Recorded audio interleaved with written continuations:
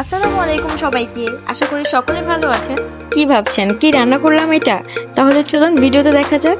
আজকে আমি রান্না করলাম মিষ্টি আলু দিয়ে কাঁচা আমের খাটি।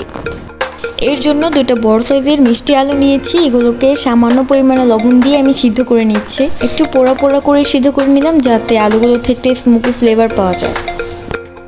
আর সাথে নিয়েছি দুইটা কাঁচা আম। এখন আমি একটা প্যানে সয়াবিন তেল ঢেলে নিয়েছি। তেল গরম হয়ে গেলে পেঁয়াজ কুচি আর মরিচ কুচি ছেড়ে দিচ্ছি। এগুলো হালকা ভাজা হয়ে গেলে আমি উপরে সামান্য পরিমাণে পানি অ্যাড করে দিব।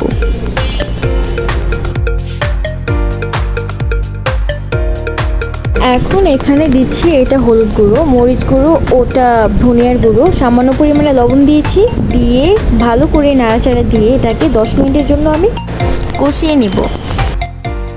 এখন আমি সুইট পটেটোগুলো এখানে ছেড়ে দিব। যারা নতুন দেখছেন তারা হয়তো বলতে পারেন কি রান্না করছেন না রান্না করছেন, কিন্তু যারা খেয়েছে আসলে তারা বলতে পারবে কতটা মজা হয় খাবারটা খেতে। ছোটোবেলায় দেখতাম মা বানাতেন, মায়ের হাতে রান্নার স্বাদটা আরও বেটার হতো। যদিও মায়ের মতন বানাতে পারিনি, কিন্তু ট্রাই করেছি। এর মধ্যে পানিটা অ্যাড করে দিচ্ছি। কিছুক্ষণ পরে পানিটা যখন ফুটতে শুরু করবে আমি এর মধ্যে কাঁচা আমগুলো দিয়ে দিব।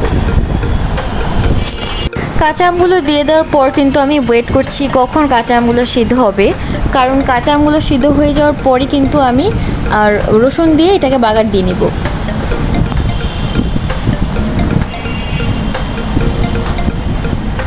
প্রায় 10-15 মিনিট ওয়েট করার পর কাঁচা আমগুলো সিদ্ধ হলো ভালোভাবে। এখন আমি চলে যাব আরেকটা চুলায়। একটা কড়াই বসিয়ে দিয়েছি আর দিলাম এটা সয়াবিন তেল আর 4-5টার মতন রসুন আমি কুচি করে নিয়েছি। এখানে 10 মিনিটের মতন হালকা করে ভেজে নেব রসুনগুলো।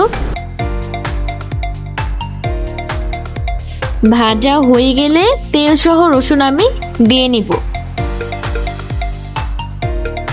আর এর মধ্যেই কিন্তু আমরা বানিয়ে ফেললাম কাঁচা আম দিয়ে মিষ্টি আলুর খাটাই। মিষ্টি আলু আর কাঁচা আম ঘরে থাকলেই কিন্তু আপনারা খাটিটা রান্না করে খেয়ে ফেলতে পারবেন। আর মশলা কিন্তু তেমন লাগে না, ঘরে যেই আর কি সাধারণত থাকে সেগুলো দিয়েই কিন্তু রান্না করে ফেলতে পারবেন। আর লাস্টে আমি কিছু পরিমাণের ধনিয়া পাতা দিয়ে এটাকে নামিয়ে ফেলবো। তো আজকেও শেয়ার করলাম একটা সহজ রেসিপি। ভালো লাগলে শেয়ার করবেন আর রান্না করে খেলে কিন্তু অবশ্যই আমার কমেন্ট বক্সে এসে জানাবেন। ধন্যবাদ সবাইকে।